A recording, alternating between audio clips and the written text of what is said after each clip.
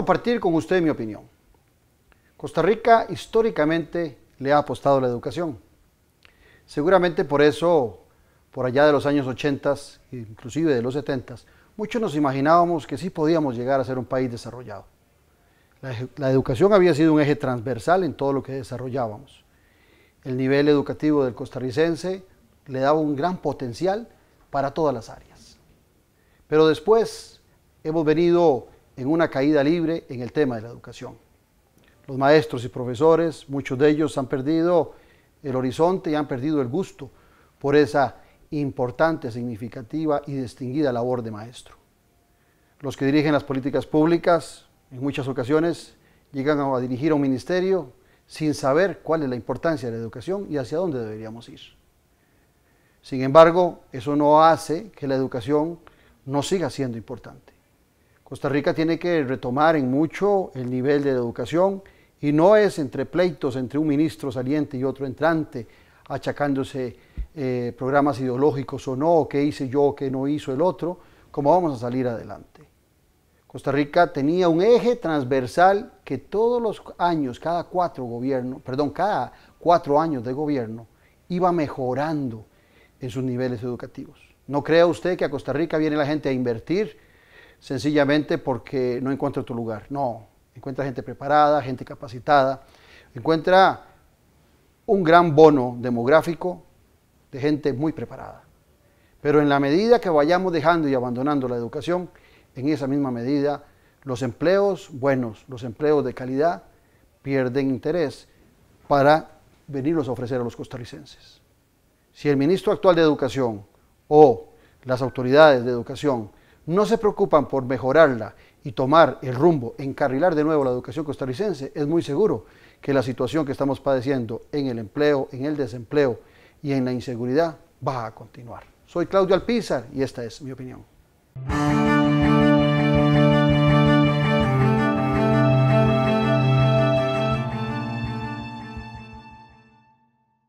Conoce más de la política, sociedad y economía de Costa Rica y el mundo. Café y Palabras, lo que hay que escuchar del acontecer nacional con el politólogo Claudio Alpizar. Café y Palabras, porque la política sí importa. Escuche Café y Palabras de lunes a viernes a las 3 de la tarde en Colombia, con un país en sintonía. Café y Palabras.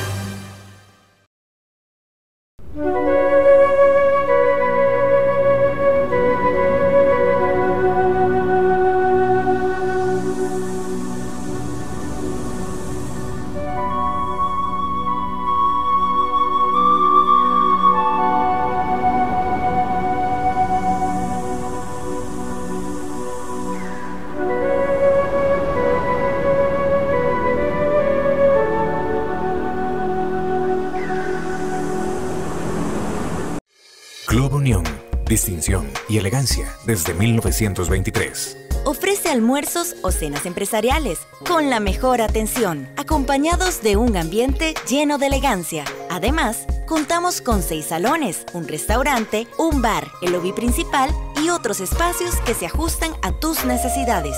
Estamos ubicados en el centro de San José, entre avenidas Primera y Tercera, en calle 2, frente al edificio del Correo Central.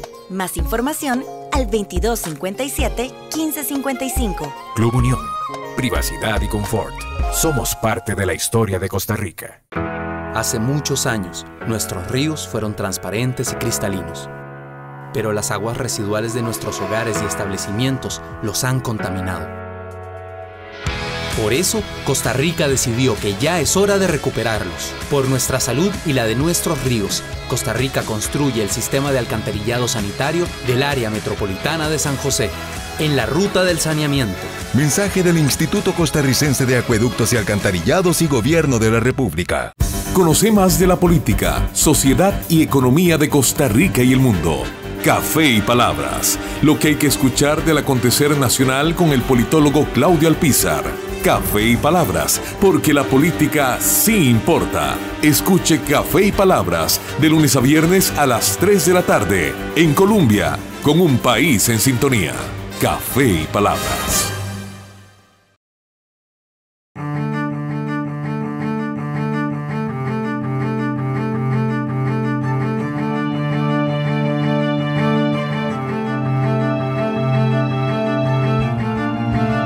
Buenas noches. Hoy vamos a conversar sobre educación. Es un eje transversal en cualquier área en que un país quiera desarrollarse. En Costa Rica lo fue y en los últimos tiempos tenemos debilidades sobre lo que se planea en la educación primaria, secundaria y universitaria. Para discutir y conversar sobre este tema he invitado a dos especialistas. A Arnaldo Rodríguez Espinosa, quien es maestro y profesor de la Universidad Estatal a Distancia, y a don Antonio Barrios Oviedo, quien es profesor universitario, experto en temas de relaciones internacionales y muy comprometido con los temas de educación. A ambos bienvenidos a Noche sin Tregua. Muchas gracias, don Claudio. Muchas gracias, don Claudio, por la invitación. invitación. Invito a brindar por nosotros, por el televidente, por Costa Rica y por una mejor educación. Salud. Salud. Arnaldo, si vos tuvieras que hacer una evaluación de la educación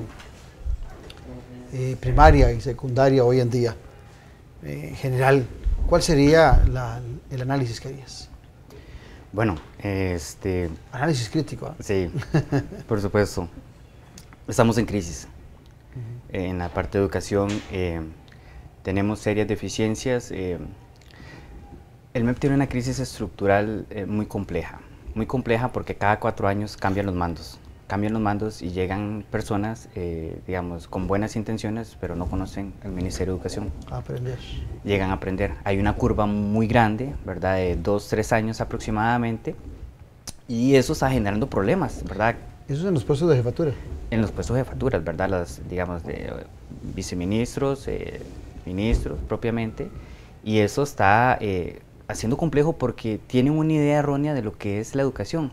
Es decir, incluso no solo encontramos gente que no ha estado ligada en educación y llegan a estos puestos, sino gente que ha estado en puestos administrativos dentro del MEP 15, 20 años. O sea, perdieron la perspectiva de la realidad educativa en nuestro país. Es decir, o sea, están con una idea de la educación de 15, 20 años con estudiantes que son muy distintos. Las exigencias que tenemos hoy día con los estudiantes, los problemas con que se están enfrentando los docentes hoy día con los estudiantes, y tenemos un problema todavía mayúsculo en la parte curricular. O sea, los programas están siendo medidas paliativas y no están atacando el problema de fondo, ¿verdad? Y tanto en primaria como en secundaria. Sí, lamentablemente, y lo vemos de una manera muy, muy evidente. Hay un cambio tan brusco entre primaria y secundaria, o sea, que uno no se explica por qué los chicos parecieran que les ponen otro chip cuando pasan a secundaria y son otras, o sea, con otros pensamientos. Me importa. ¿Empeora en secundaria? ¿Sí? ¿O mejora? No, empeora. Lamentablemente, digamos, hay una cuestión, porque todavía en primaria es una cuestión más de la maestra está un poco más metida, ¿verdad? Lleva un seguimiento un poquito más personalizado. Más personalizado. Pero más relación con los padres de familia, sí, me imagino también. Sí, pero en secundaria digamos, es un distanciamiento abrupto que se da, y eso está propiciando, digamos, serias complicaciones en la educación. Y bueno, o sea, tenemos un problema serio que atacar, no solo estructural, sino que podemos, bueno, ahora lo vamos a hablar un poco más, la parte curricular, y un problema real que está pasando hoy día, que es la parte docente. A vos te toca recibir, Antonio, esos muchachos que vienen de secundaria, te toca recibirlos en las universidades donde impartís clases.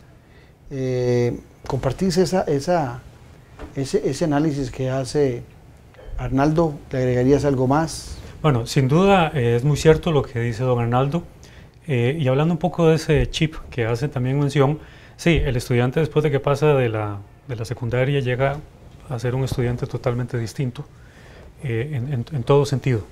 Es decir, cuando uno les empieza a preguntar, producto de los temas que uno tiene que profundizar, cuando entran, por ejemplo, a la carrera de Relaciones Internacionales, que se ve mucho de estudios sociales, que hay que rescatar un poco la historia, mucho hay que rescatar, y uno le pregunta, bueno, ¿recuerdan cuando se vio en la secundaria tal tema? Bueno, recuerden que, por ejemplo, en tal región, en América Latina, en el Medio Oriente, no vimos eso, no nos acordamos, o no nos explicaron de esa manera. Entonces, esos quiebres tan enormes que hay, como bien lo dice don Arnaldo, entre la primaria y la secundaria, y también de la secundaria a la universidad, que también hay un aspecto muy importante que lo voy a decir aquí abiertamente, y es muy probable también que pueda caer muy mal, ¿verdad? porque cuando uno habla de estos temas de la educación y No uno se quiere trata. hablar con claridad, No se trata de tiende a decir lo que caer se mal. piensa. También hay una diferencia sustancial entre el tipo de estudiante que uno agarra cuando llega a una universidad pública, una universidad estatal, al estudiante que llega a una universidad privada. Uno ve ahí en realidad también grandes diferencias desde todo punto de vista, y uno se encuentra con dos mundos muy distintos. Porque el estudiante que sale de la secundaria pensando ya entrar a la universidad privada, porque le han metido una idea de que hay un montón de cosas que no son necesario ver, y que entra directo a la carrera, que no lleva generales. y no lleva humanidades, que uno la llevó hace muchísimos años, y eso le formó a uno como persona, y le dio una visión más humanística de lo que es el mundo. Que en 2 años está graduado. Exactamente, y en 2 años está graduado, y que incluso no se hace tesis, como se sigue haciendo, por ejemplo, en la universidad estatal, con rigurosidad metodológica, con un tutor, con lectores. Te puede tomar 3 años hacer una tesis, claro. Y en cambio en la privada hay lo que llaman un TCU solamente, ¿verdad? Entonces, que es el trabajo comunal universitario, y que hacen un trabajo más pequeño, si acaso de 80 páginas, no hay mucha rigurosidad metodológica.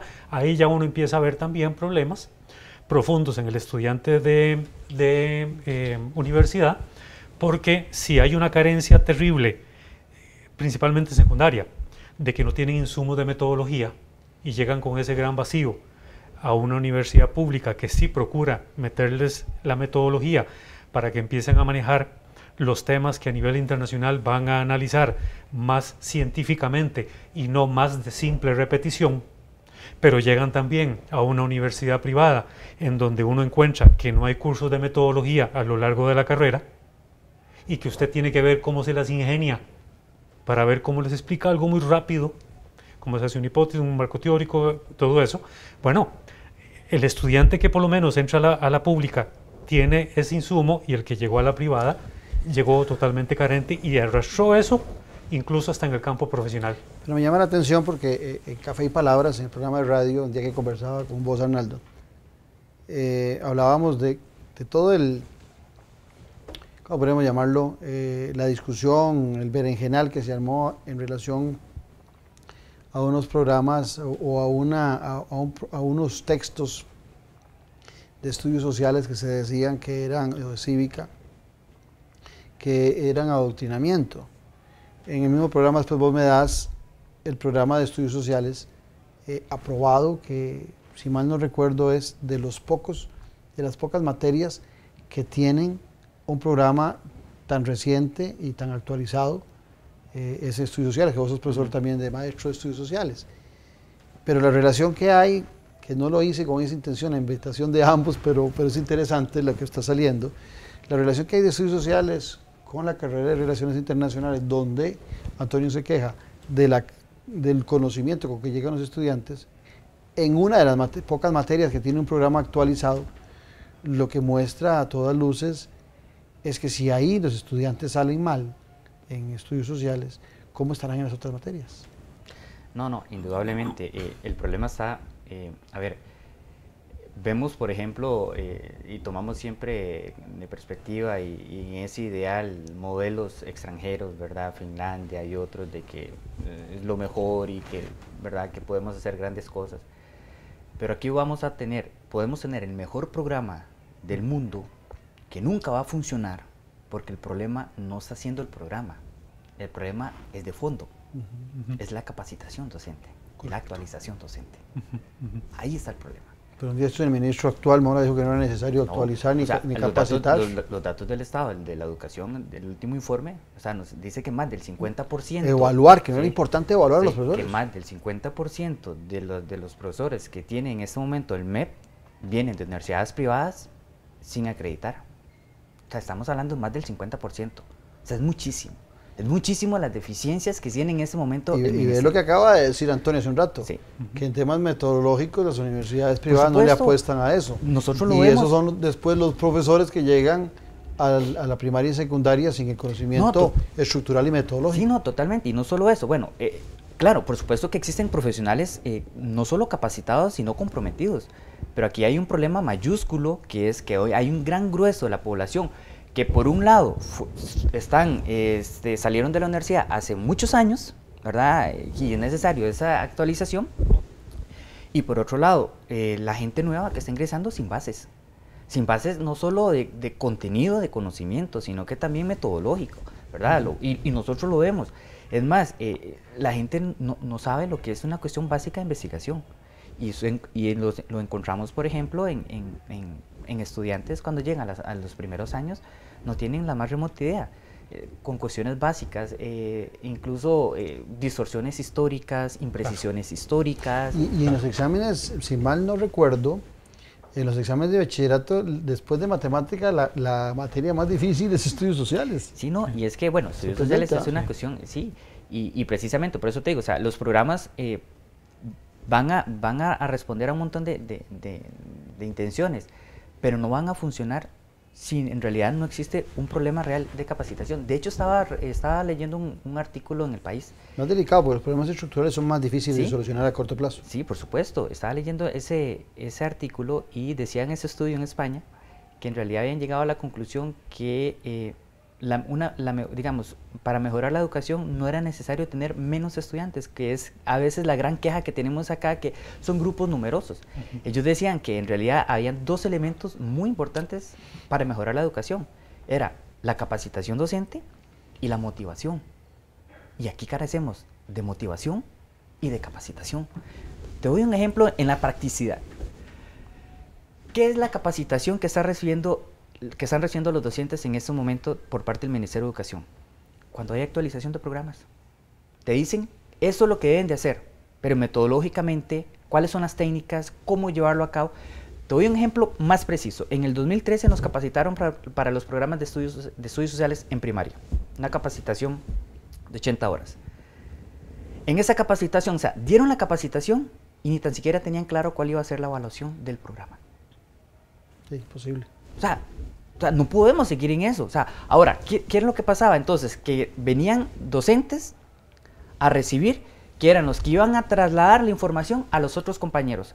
Pero ahora, el programa no solo era eso, sino que también había que hacer instrumentos de evaluación, que tampoco tenían conocimiento. Entonces, iba a enseñarle a los demás cuál era el nuevo programa, sin una evaluación clara y sin saber cómo, por ejemplo, elaborar instrumentos de evaluación de manera relacionados con lo que el programa propiciaba. Bueno, en definitiva, eso lo vemos, ¿verdad? Y esa es la capacitación que está recibiendo el docente, es decir, no están recibiendo una capacitación real de actualización, por ejemplo, contenidos, de actualización metodológica, técnicas, ¿verdad? ¿Qué es lo que la implementación, por ejemplo, de las TIC?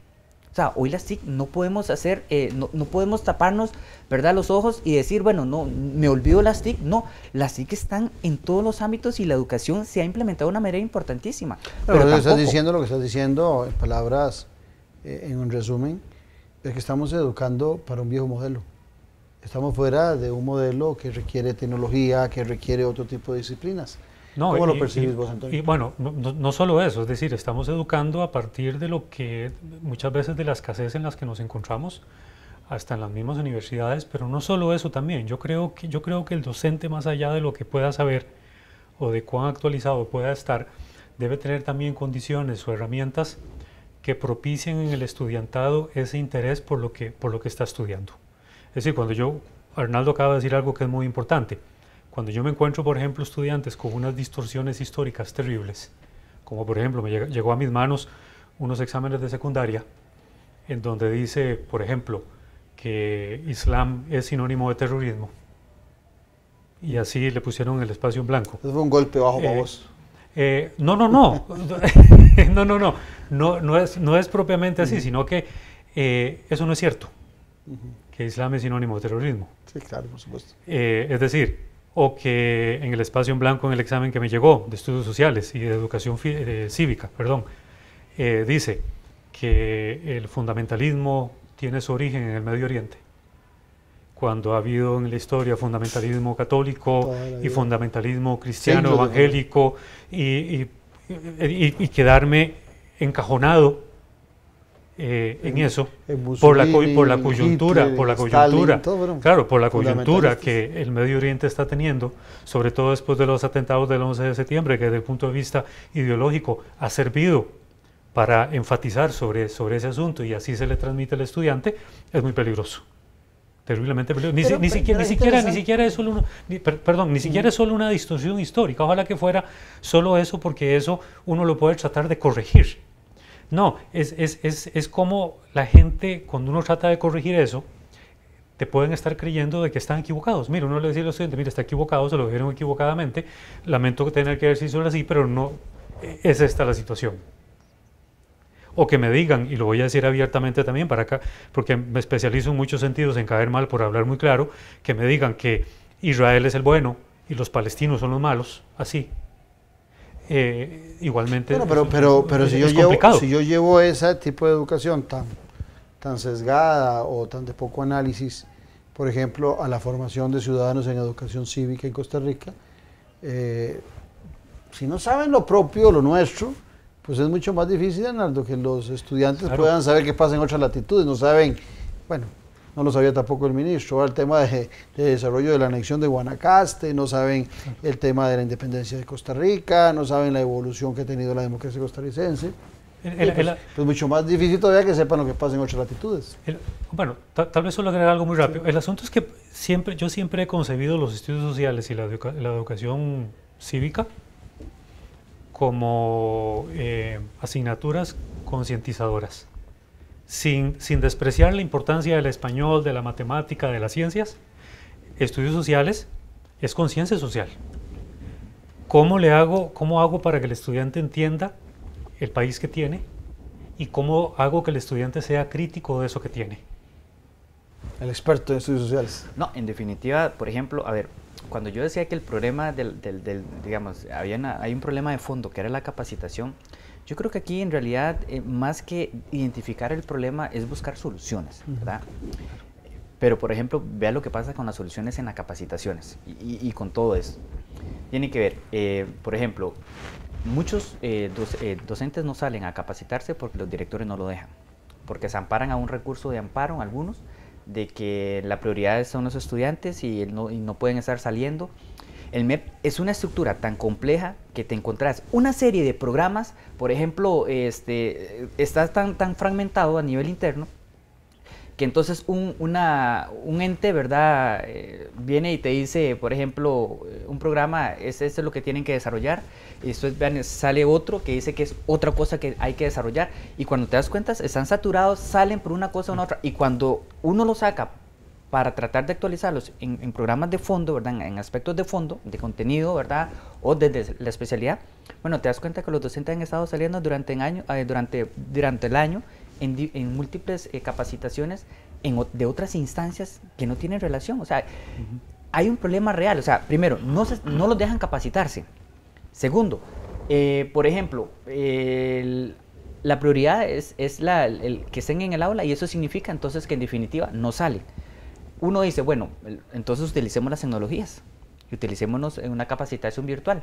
Pues tampoco, es muy complejo, porque entonces ellos tienen que utilizar tiempo, digamos, fuera de su periodo lectivo, y no sucede normalmente, ¿verdad? No hay un compromiso. Pero no solo eso, recordemos también lo que ha ocurrido en el Ministerio de Educación Pública, que ya ha salido en los medios, como parte de queja de los sindicatos, donde el docente tiene que dedicar también una gran parte de su trabajo a cuestiones administrativas muy pesadas y muy complejas. Pero de eso se quejan los magistrados.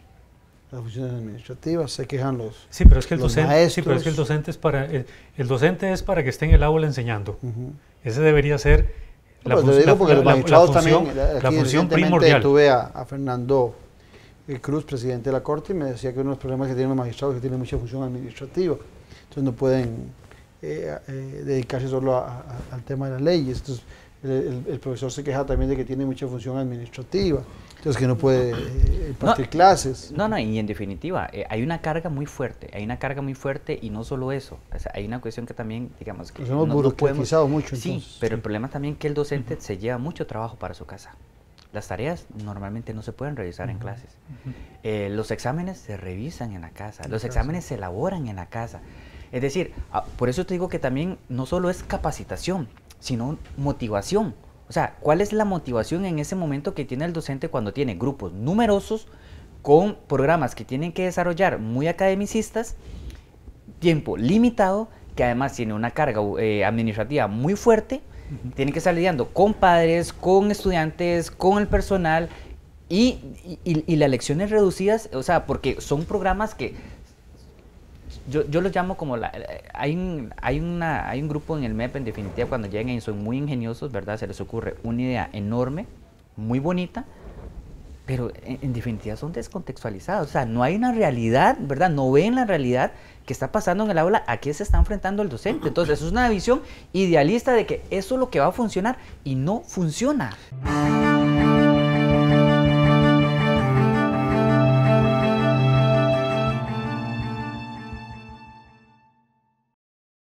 Conoce más de la política, sociedad y economía de Costa Rica y el mundo.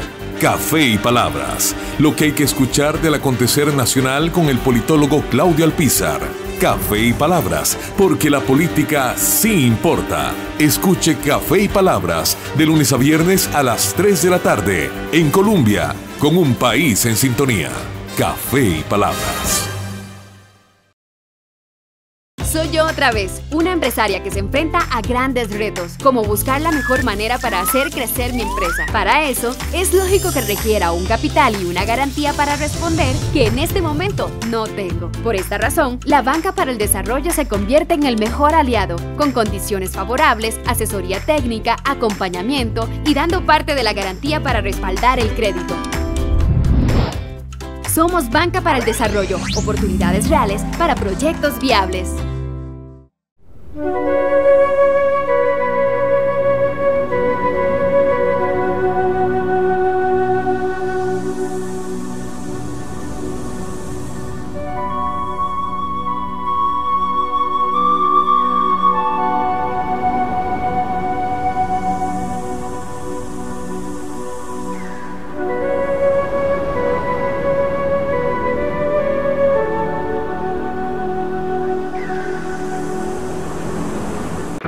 Hace muchos años, nuestros ríos fueron transparentes y cristalinos, pero las aguas residuales de nuestros hogares y establecimientos los han contaminado. Por eso, Costa Rica decidió que ya es hora de recuperarlos. Por nuestra salud y la de nuestros ríos, Costa Rica construye el sistema de alcantarillado sanitario del área metropolitana de San José, en la ruta del saneamiento. Mensaje del Instituto Costarricense de Acueductos y Alcantarillados y Gobierno de la República. Conoce más de la política, sociedad y economía de Costa Rica y el mundo. Café y Palabras, lo que hay que escuchar del acontecer nacional con el politólogo Claudio Alpizar. Café y Palabras, porque la política sí importa. Escuche Café y Palabras de lunes a viernes a las 3 de la tarde en Colombia, con un país en sintonía. Café y Palabras.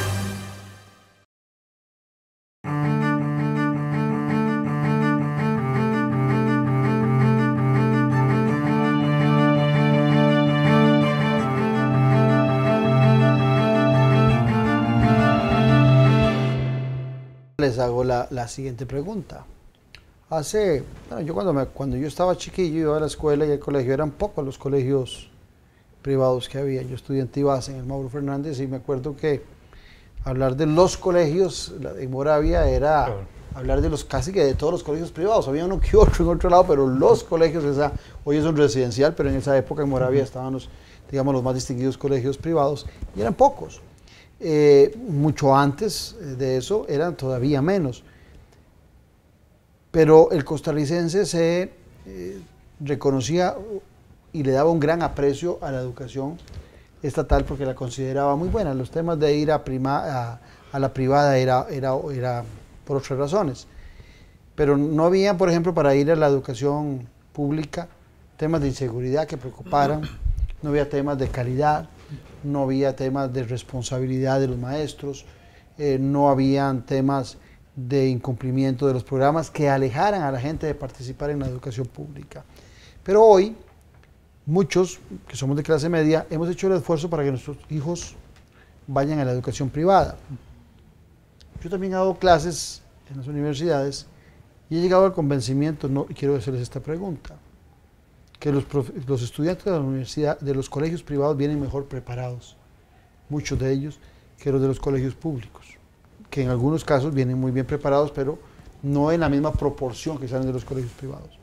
terminan estando en muchas ocasiones en las universidades públicas, la mayoría en las carreras que yo llamo carnitas, las principales, terminan estando ahí estudiantes que vienen de colegios privados. Entonces yo he dicho entre broma y serio que estamos subsidiando a las clases más poderosas en las universidades privadas, por lo menos en las carreras más importantes.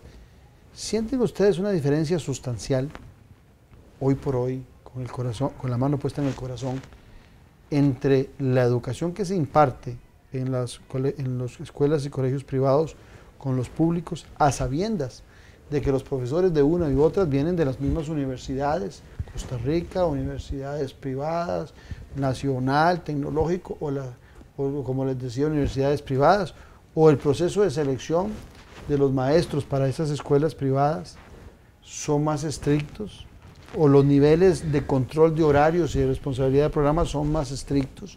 ¿Dónde está en sí el meollo del asunto para que los estudiantes de la educación privada estén saliendo mejores, a excepción de algunos colegios científicos que hay en el Estado, pero porcentualmente para que salgan mejores preparados que las universidades privadas, cuando antes no había esa diferencia? Y concluyo con esto, Arnaldo, porque lo que me preocupa es que estemos promoviendo desde el Estado una desigualdad que está haciendo a dos Costa Ricas, los que estudian en escuelas y colegios privados y los que van a la pública. Bueno, voy a empezar con algunos datos interesantes. De hecho, los da el último informe del Estado de la Educación. Solo el 5% de todas las escuelas del país tienen un currículum completo. 5%. 5%. Terrible. Vieras que yo he visitado varias escuelas, varios colegios por mi trabajo con el ministerio, y me he dado cuenta de algo muy particular. Tenía la idea errónea, yo mismo, que en las universidades, que en los colegios privados habían funcionarios más capacitados y que por lo tanto tiene una relación del por qué la educación, era mejor. Y no es del todo cierto. De hecho, muchos de los colegios privados trabajan a la gente con la capacitación básica y con títulos básicos. Te digo, bachillerato. Y te digo que no se capacita porque no salen. No salen. Entonces, porque no pierden clases. Porque el resultado de estudiantes supera a la pública. Bueno, hay un mayor control, hay una mayor responsabilidad de los padres, ¿verdad? Sí, porque las universidades que producen esos profesores son las mismas. No, sí, y es interesante porque yo decía, bueno, es que en definitiva debe haber, claro, no en todas porque hay algunas que tienen un perfil, ¿verdad? Claro. Pero en muchas instituciones me di cuenta, incluso yo matriculando a mi hija, andaba buscando, yo decía, no la voy a matricular en el Estado, y trabajo para el Estado, ¿verdad? Qué irónico. Bueno, y en el caso mío igual, y yo me eduqué en todo lo público. Y fui a varios colegios de renombre, ¿verdad? Buscando opciones, y entonces yo ya estaba con esa idea. Entonces yo preguntaba, bueno, ¿y cuál es el grado académico de la maestra? Ah, bueno, me dice, ella es psicóloga, ¿verdad? Entonces, y ella va a ser la asistente. La otra es... Pero te dejo el área y no te dejo el grado académico. Exacto, ¿verdad? Del área. Y era una niña de 4 años, ¿verdad? Entonces yo decía, psicóloga, ¿qué tiene que ver? Bueno, yo digo, bueno, que haya un acompañamiento diferente, pero que se encargue de darle clases a ella, ya está extraño. La otra era bachiller, la otra, y fui en varios, y en definitiva, ¿por qué? Porque no pueden, o sea, no quieren pagar de más, o sea, si quieren gente capacitada deben de pagar de más, y es una empresa privada técnicamente y minimizan costos. Es ahí donde, pero bueno, pero tienen un control distinto con el estudiante, donde el estudiante no está perdiendo lecciones, donde el estudiante, el docente está en el aula los 80 minutos y están trabajando, los pone, porque hay una exigencia también de los padres, ¿verdad? Hay un control, bueno, si mi hijo no está haciendo nada, yo como padre de familia estoy pagando, bueno, ¿qué está pasando? ¿Verdad? Y es la exigencia de uno. Entonces es ahí donde uno empieza a ver esa diferencia. Entonces uno se pregunta, bueno, en realidad, y vea lo irónico, es en el Ministerio de Educación, en forma general, donde se encuentran los profesionales más capacitados, porque son los que además han tenido más actualización en títulos, pero en definitiva, y lo dice el mismo informe, lo dice el informe del Estado de la Educación, en definitiva, aquí tenemos un asunto de titulitis. Y el hecho que quiere decir de que tenga 2 títulos, una maestría, un doctorado, no quiere decir de que sea un profesional de calidad. Y lo que está fallando aquí es la calidad de la educación, no el grado académico del profesional. Que incluso eso tiene que ver, más allá de los títulos, la capacitación en cómo impartir clases. Yo puedo conocer mucho y yo puedo decir que sé mucho por los títulos y todos los años que estudié, pero tal vez no soy bueno transmitiendo el conocimiento. Y ese es precisamente el problema que pueden haber en muchos centros, tanto públicos como privados, tanto de primaria, secundaria y de universidad, de que yo puedo tener todos los títulos posibles y puedo decir que me he capacitado en todo lado, pero no tengo la condición para poder transmitir conocimiento. ¿Cómo hago para que ese estudiante me entienda todo lo que yo sé? Que eso es muy distinto. Yo puedo ser bueno en una entrevista y puedo ser bueno escribiendo, pero transmitir conocimiento es algo que requiere también no solamente años de dar clases, sino capacitarse en las metodologías adecuadas para poder transmitir conocimiento.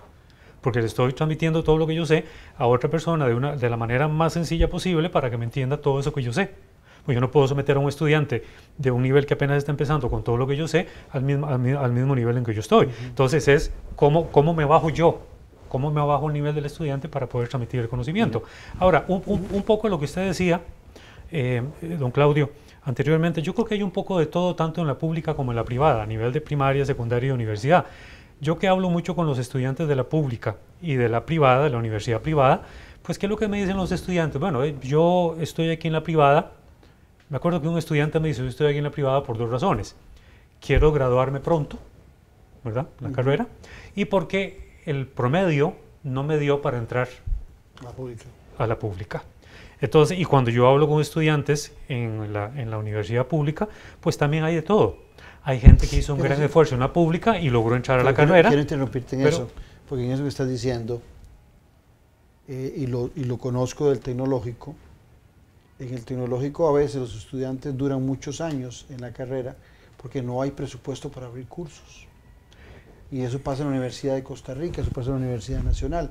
Entonces, a veces el tiempo de duración en una carrera no es solamente por la cantidad de materias y por el programa que puede ser mucho más fuerte en una universidad pública, sino porque las universidades, a pesar de que piden tanto FES y que se les da tantos recursos, no abren en la misma proporción los cursos para agilizar esa graduación de estudiantes. Pero también ocurre en la universidad privada, porque ya yo lo he visto. Es decir, a veces por una cuestión también de ver cuán rentable es abrir un grupo solo para 5 estudiantes. Entonces dicen, mire, cuando hayan 10 mejor en el próximo cuatrimestre, entonces juntamos esos 5 y esos otros 5, entonces hay 10 y se justifica abrir una materia. Entonces hay estudiantes que han tenido que esperarse, llevan otras materias mientras tanto, porque a veces también se peca con el gravísimo error de que a veces no hay correlatividad entre las materias. Entonces, bueno, el estudiante termina llevando la materia de otro nivel, aunque no está en ese nivel todavía, y se espera que lleve el anterior, por ejemplo, qué sé yo, por ejemplo, costura 1 y costura 2, bueno, lleve la costura 2 mientras tanto, porque no hay suficientes estudiantes para abrir la costura 1. Entonces, esos graves errores que se cometen todavía en muchos lugares, eso es lo que hace también de que estemos con todos los problemas que estamos enfrentando. Ahora, vos tocabas, este es un tema sobre la preparación de los estudiantes, y se me vino a la mente lo que conversamos un día de estos, vos y yo, Arnaldo, que era el tema de los textos. Se me viene a la mente porque en qué medida esa mala calidad que empezamos a encontrar en los estudiantes que vos planteabas de que cogen como una creencia permanente, una verdad absoluta, una frase suelta o una lectura que hicieron en internet que no tiene mayor control de dónde viene, no tiene evidencia científica, sino que sencillamente la leyeron por allá, la creen real, les gustó cómo la escribieron. Bueno, ¿cómo hace hoy un maestro en aras de buscar, de competir con la falsa lectura que encuentra muchas veces en internet, cuando los muchachos están muy concentrados hoy en lo tecnológico? En los tiempos nuestros era el texto, y el texto tenía más criticidad, el texto era más profundo, el texto inclusive para que uno recomendara una lectura la tenía que haber hecho y era un libro grande, y hoy pareciera que eso es como muy fugaz, como que está muy al aire libre. ¿Cómo hacen los maestros hoy en esa formación? Ay, mira, es lamentable, o sea, pero lo que se está haciendo hoy día es utilizando textos, no se revisan, simplemente es el texto en este momento, lamentablemente, muchos docentes, no todos, por supuesto, pero están utilizando aquellos textos en la medida que les facilite su trabajo. O sea, entre más le facilita el trabajo, o sea, no importa si el texto dice cualquier mentira histórica, geográfica, o sea, no interesa, porque no leen contenido, o sea, no interesa. Es mientras le facilite, mientras tengan ejercicios de mediación pedagógica, mientras tengan ejercicios de selección única, mientras tengan entretenido a los estudiantes, ese es el mejor libro. Lamentablemente eso es, ¿verdad? Y todavía hay un problema mayúsculo en todo esto, que la gran mayoría de las personas, de los autores de esos libros de textos, no son especialistas en sus áreas. O sea, hacer un libro de secundaria, igual como cualquier otro libro, pero hacer un libro de secundaria, o sea, lo hace cualquiera. O sea, simplemente es, muchas veces, porque yo lo oí, necesito que Antonio y Claudio, mira, yo soy el representante de la editorial X, necesito que ustedes dos me hagan el libro de séptimo año. Son profesores, tienen 3 meses, 4 meses para hacerlo, necesito el producto en 4 meses. Háganlo. Y se revisan algunas cuestiones, el libro, o sea, no hay, o sea, para hacer un libro, o sea, es que uno tiene que sentarse a revisar literatura. Claro. O sea, es más, yo lo hablaba con un amigo, es que hacer un artículo, por ejemplo, un artículo uno por lo menos se lleva sus 6, 7 meses, mientras lee, mientras investiga, mientras escribe y mientras lo revisa y te lo hace a otro compañero que lo valide y que te lo, mira, ¿qué te parece? Es un proceso de 7, 8 meses solo para tenerlo listo, ¿verdad? Un artículo, pero estamos hablando pero un libro de esos que además de que hay que escribir al nivel del estudiante, estamos claros, pero no hay mecanismos de control. O sea, no hay bueno, eso fue lo que pasó recientemente con la gran discusión que se armó alrededor de textos de adoctrinamiento con unas preguntas estúpidas que salían ahí, de respuestas tontas, bueno, que se publicaron en la Asamblea Legislativa, pero una libertad, vos me lo explicaste, un libertinaje de textos que hay en las editoriales. ¿Se acuerdan del don Antonio, te acuerdas, bueno, vos también, de los libros hacia el siglo XXI? Sí. ¿Verdad? Que el Estado trató de utilizar para, ¿verdad?, aprovechar, realizados por expertos, muchas, por ejemplo, en estudios sociales hay unas cuestiones interesantísimas, dibujos, pinturas, un montón de cosas que lo hacía diferente, pero ¿por qué no funcionaron? Porque ponían a trabajar a los docentes. No, es irónico. Es sacarlos de la comodidad en la que han estado siempre. Totalmente. Entonces, ¿qué hicieron entonces las editoriales? Bueno, están haciendo su negocio, entre más fácil se lo ponga al docente, es mejor.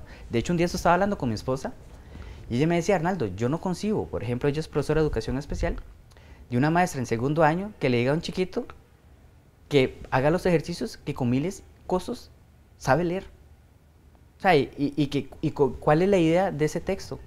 Dice Arnaldo, yo tengo que sentarme a ver cuál es la idea a este nivel, dice, y un chiquito que está aprendiendo de que cuál es la idea del texto. Háganlo, nada más, profesora, es que no entiendo. No, ahí están las indicaciones en el libro, háganlo. Eso es lo que está pasando hoy día. No todos, por supuesto, pero hay una masa enorme. Sí.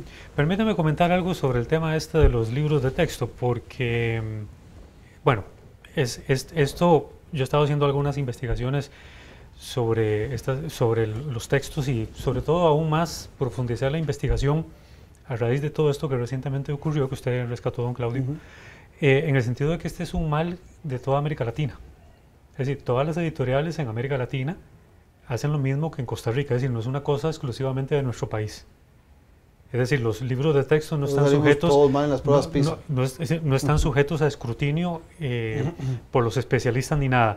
De hecho, aquí tengo un artículo que les puede servir para profundizar más, que se llama Los manuales escolares como objeto de investigación.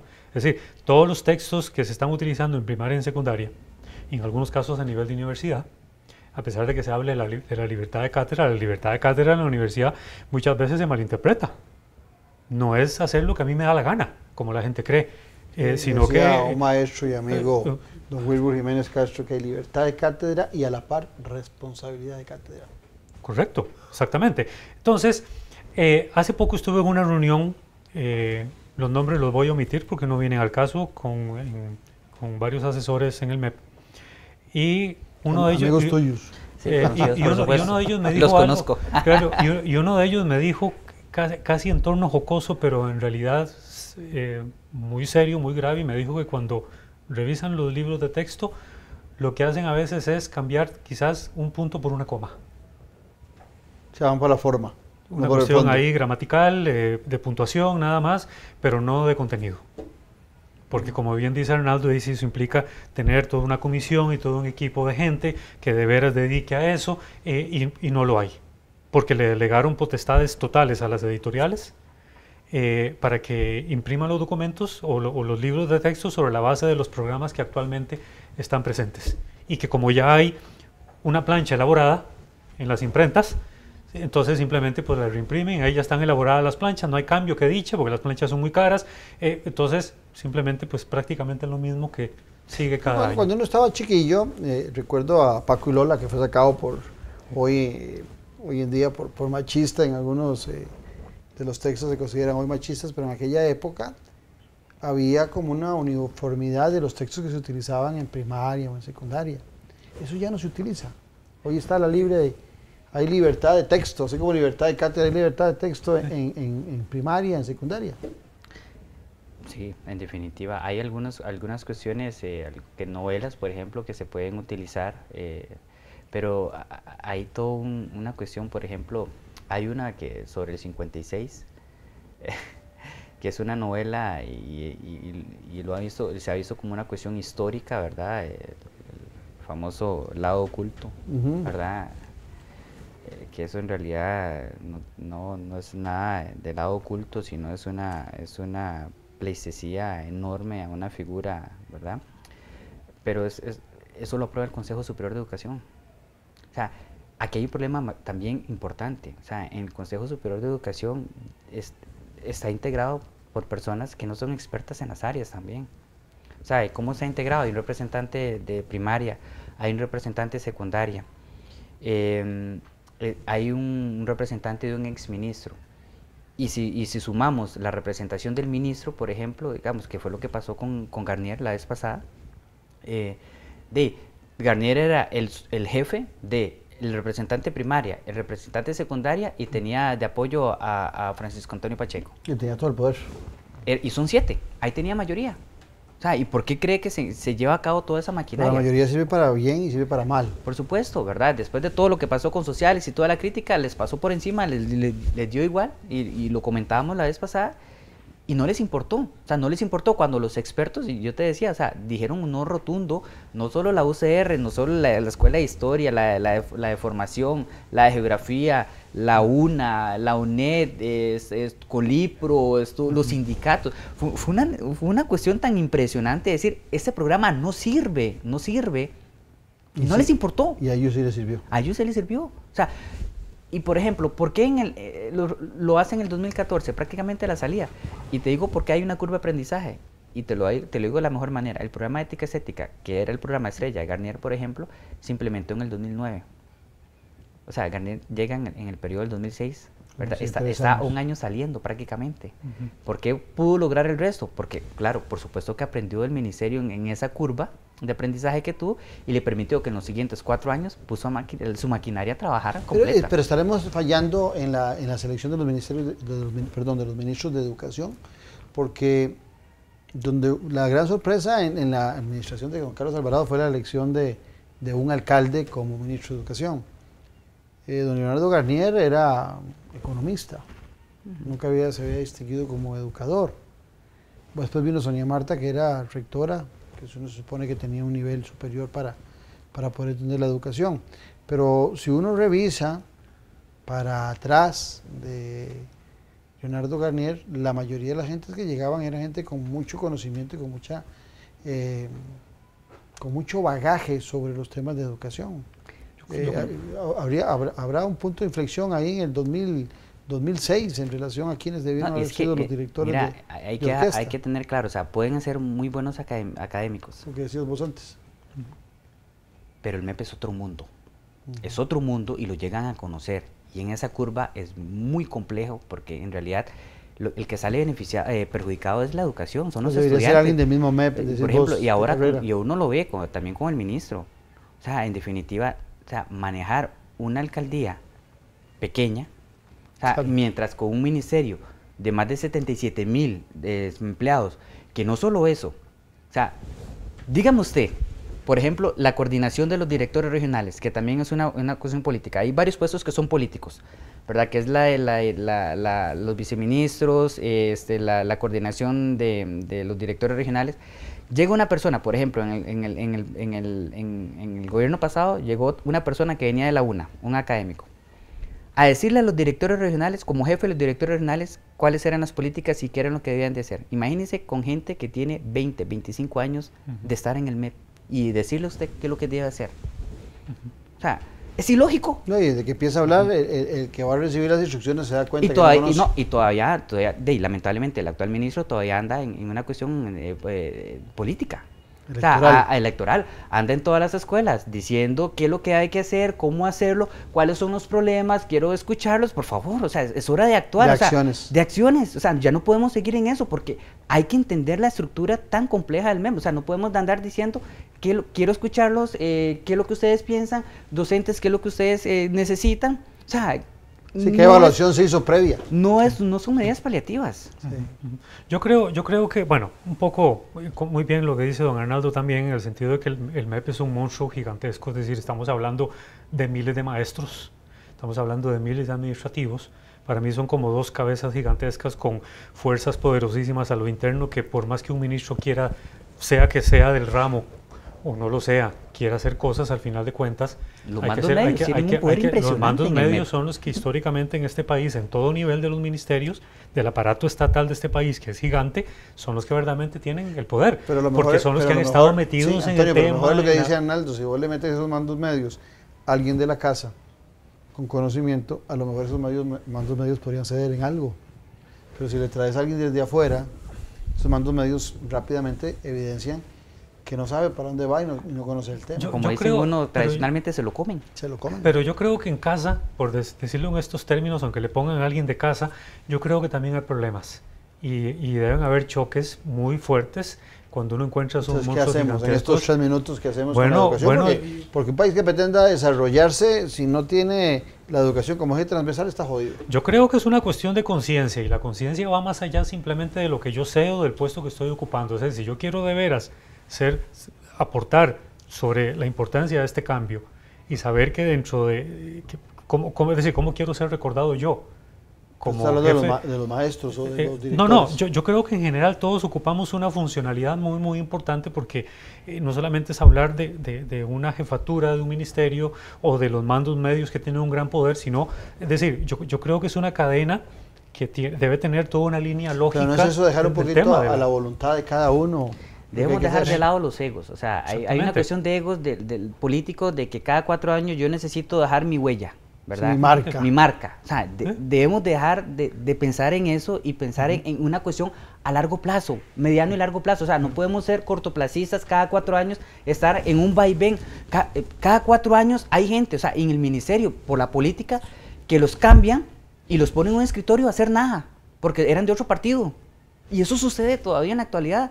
Cada cambio de gobierno, usted era el partido así, Liberación, sí, lo seca. Ahora el PAC, ok, vamos de vuelta, o sea, vaya para allá, usted no hace nada, no opina, es un destierro total, o sea, y no podemos seguir en esa mediocridad. O sea, hay un problema real, debemos atacar la educación desde los cimientos, y los cimientos tienen que ver también con la parte docente. Y además hay un problema también que me parece que es mucho más serio, que tiene que ver con todo el país al final. Hace muchos años se perdió aquello que se hablaba mucho, que era Proyecto País.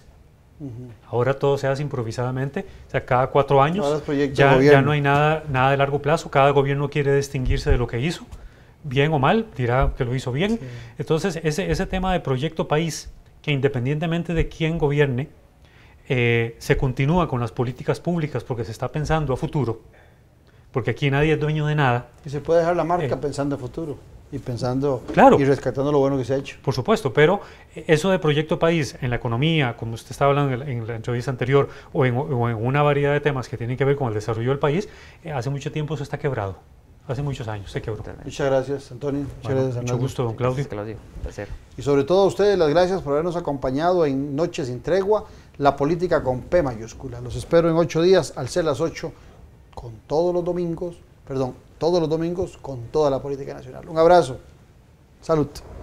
Salud. Salud.